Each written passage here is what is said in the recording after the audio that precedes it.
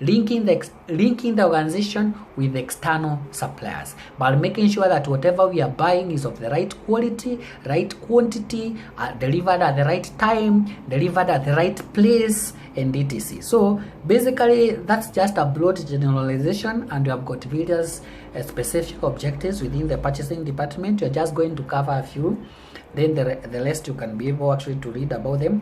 The first objective is to pay reasonably low prices for the best values obtainable, negotiating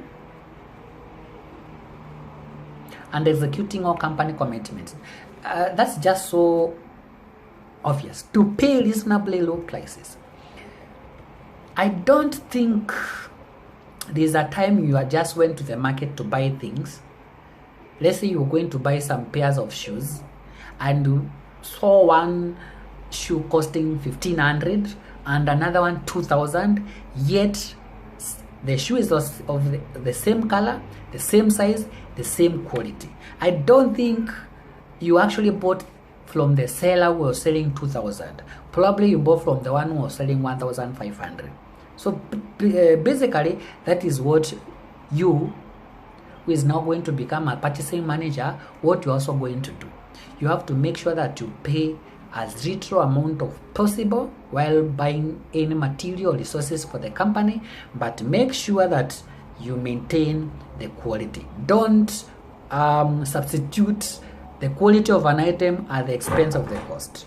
The second point is to keep inventories as low as is consistent and maintaining production. That means don't buy too much materials as a purchasing officer.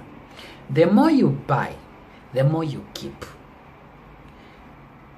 The more you keep, and if these materials are not required immediately by the production line, the more expenses you incur. You incur the cost of storage, you incur the cost of securing the materials. Remember, the same materials can expire, they can start becoming obsolete, they can be stolen. So you have to gauge, how much am I buying, how much am I keeping, how much of this product are required by the customers. If there is no immediate demand, buy less, keep less.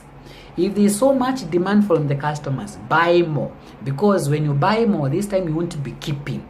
The customers will already be waiting. So make sure that you keep optimum. Optimum is that level of stock whereby you don't incur too much cost at the expense of just trying to obtain quantity discounts. Then number 3, to develop satisfactory sources of supply and maintain good relations with the vendors. This means developing satisfactory sources of supply means sometimes you may not need to keep one supplier or vendor, because sometimes if you have one vendor, this vendor may end up frustrating you. Assume you are ordering some groceries every morning for your organization, for example, and doesn't have any other supplier of those particular groceries. If this grocery supplier closes abruptly without notifying you, by the time you get another supplier of the same product, it's going to cost you. It's going to waste you a lot of time. Your production line may even stop. People will be complaining, where is the supply, where is the supplier, and they'll even be calling you ineffective procurement officer or the purchasing officer. So the goal is to actually go out there, find out various suppliers who sell or who can supply what you are looking for, have their contacts, have them ready.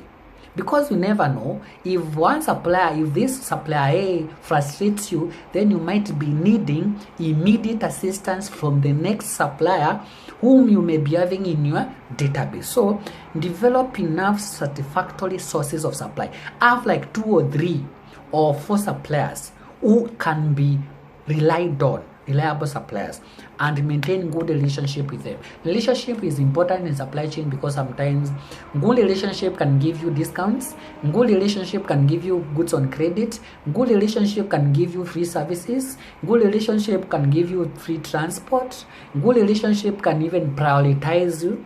How many times have you ever gone to a business or to a shop? You saw some items remaining there and you wanted a piece of those items, and they are telling you, sorry, those items have already been bought, and practically probably they have not yet been bought, but that seller is keeping those particular few remaining products for their customers whom they know that they are consistent. So relationship is also important. The fourth one is to secure good vendor performance, including prompt deliveries. As a purchasing department, one of your objective, or one of our objective as purchasing officers, is to make sure that the suppliers whom we have are always reliable. We want suppliers who delivers on time. We want suppliers who delivers quality. We want suppliers who delivers enough quantity. We want suppliers who are innovative. So it is our goal to keep on changing from those suppliers that are not reliable to those suppliers that are reliable. That's the main point. The next point talks of to locate new materials or product when required. To locate new product or materials when required. That means customers' needs are always ever changing. My needs as of last year are different from my needs right now. So I also bet yours too. Okay, so the purchasing department, once you become a purchasing officer or a procurement officer, keep on going outside and asking yourself, where can I get newer products so that I can make this product available to the customers? Because also the customers want to be associated with companies that are also trying to be innovative, producing new materials, buying new materials, and etc. The customers also want a feel of being told or buying new items that are more unique than what they have been used to. Okay, so number 6, to develop good procedures together with adequate controls. So as a purchasing department, one of your objectives is also to make sure that you are buying your items at the most affordable cost, instituting a good procurement process to make sure that costs is ensured, reliability is ensured, getting quality materials are ensured. Professionals are the ones who are acquiring these materials, because again we also need professionals. So adequate controls, making sure that we are not losing finances, we are not buying materials that are substandard, and so develop good procedures is to have a kind of a system that works when acquiring goods, works, and services, and also when it comes to disposing, we are following the right procedures to disposing these materials. The 7th point talks of to implement programs such as value analysis. Value analysis is just a proposition of sitting down after a procurement has already occurred or a procurement process has been complete, and asking ourselves as the purchasing personnel, what lessons are we learning? What mistakes did we do? How can we improve these procedures going forward?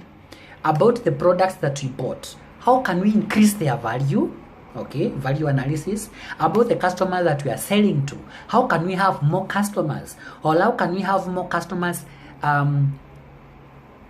taking or consuming more of our products? Because the more product consumption, the more the profits we make at the end of the day. Okay, so the company can also ask of themselves instituting programs for cost analysis. We want to find out from the previous procurement process, how much money did we spend?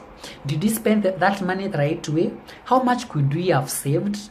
Or where did we lose money? So that we can actually make strategies of finding out how we can save and how we can actually get the value for the money. Getting value for money is also very important. Okay, so number 8 is another objective is to secure high caliber personnel. This means that our goal, if you are the head of the procurement, one of your major goals would be to make sure that people under you are all qualified, people are under you have got the right skills, people under you have got the right mindset when it comes to procurement and supply chain, or people above you exactly have got the skills in their fingertips. People who have gone back to school, they have done more courses, they have done professional courses in supply chain management, because the better the skilled people are, the more the skilled people you have in the department, the better the decisions, the better the procedures, the better the policies that are going to be made, and the more the organization continues to move ahead and etc.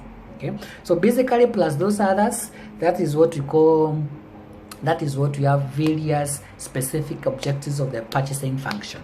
So it's easy. Look at it at this way. What are the specific why is the purchasing department there?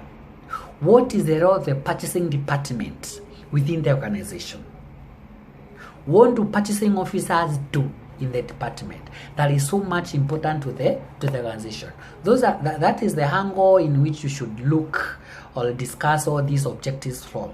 So next time when you become a procurement officer, or even before you become a procurement officer, try and ask yourself, when I become a procurement officer, what will be my objective? What will I be doing? Probably you can think of things like, I'll be looking for new products, I'll be sourcing for new suppliers, I'll be looking for instances where I can save money, I'll be recruiting qualified people, I'll make sure that I buy materials on time, I'll make sure that I'll buy quality materials, I'll make sure that I'll come up with better policies, I'll make sure that, that's the angle whereby how you're supposed to understand this topic.